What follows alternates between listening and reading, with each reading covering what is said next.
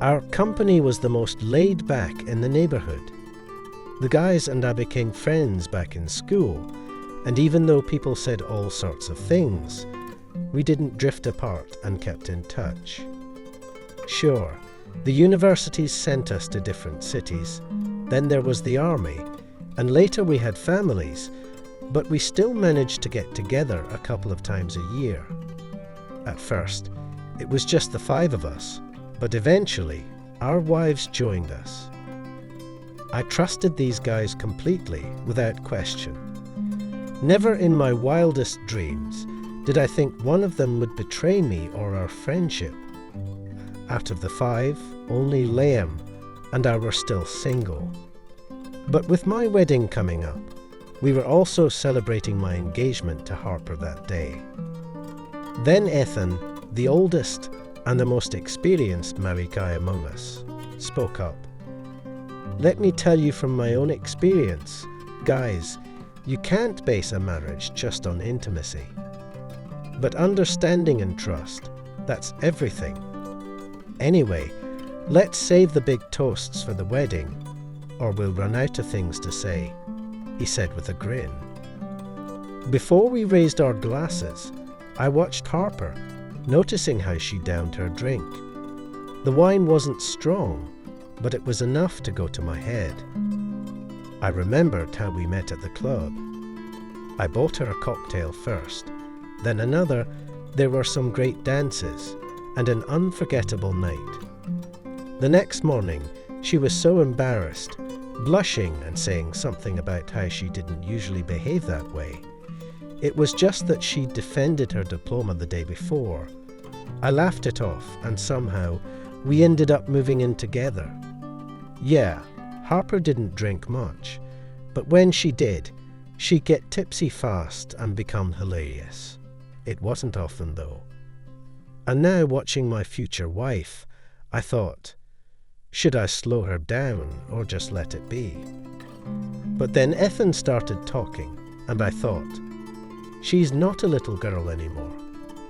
Time flew by, and everyone was just enjoying the moment. Some were eating kebabs, others were swimming, and as it started to get dark, Liam, our last real bachelor, began building a fire. Harper was sitting next to him, chatting away excitedly. At some point, I saw her hug him. Looks like she's had enough of the booze for tonight, I thought, and headed over to them. Hey, lovebirds. I called out teasingly, watching them jump. Henry sang Harper, barely managing to get up from the ground. Let's get some rest, I said, putting my arm around her waist and guiding her toward the guest house. I don't want to, she protested. Now we're going to sing songs and play games. Play games, Harper. We are not 5 years old anymore. Don't be a party pooper.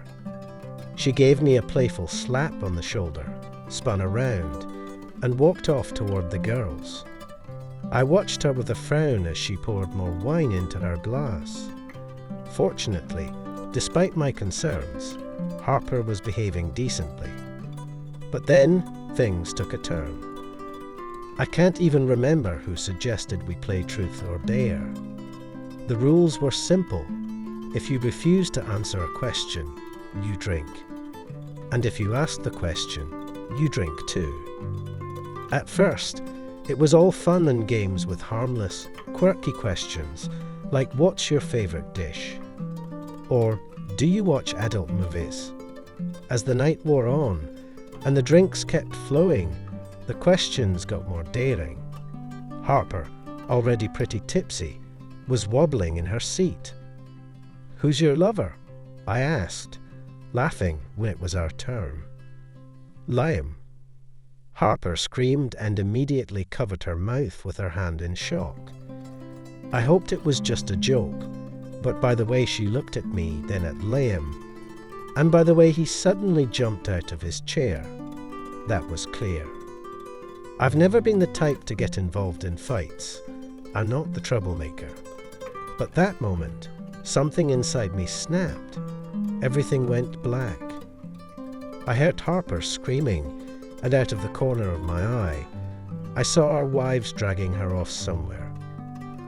I could hear the guys swearing, but they couldn't stop me. I hit Liam, my so-called best friend, with wild, blind fury. The rage coursing through me felt almost terrifying. At some point, I think I even scared myself. I was pulled away, but I let them drag me, trying to stop myself before it went any further. "You fool! All this over a woman!" Lion muttered through blood-stained teeth, spitting onto the grass. And I wish he hadn't said that, because it only made me swing at him again, consumed with thoughts of how he could do this, how she could do this. Enough. Stop. That's when Avery, Ethan's wife, rushed over to us. I had no choice but to halt, not wanting to hit her. She fell to her knees beside Liam, crying out as she wiped his face with a wet cloth.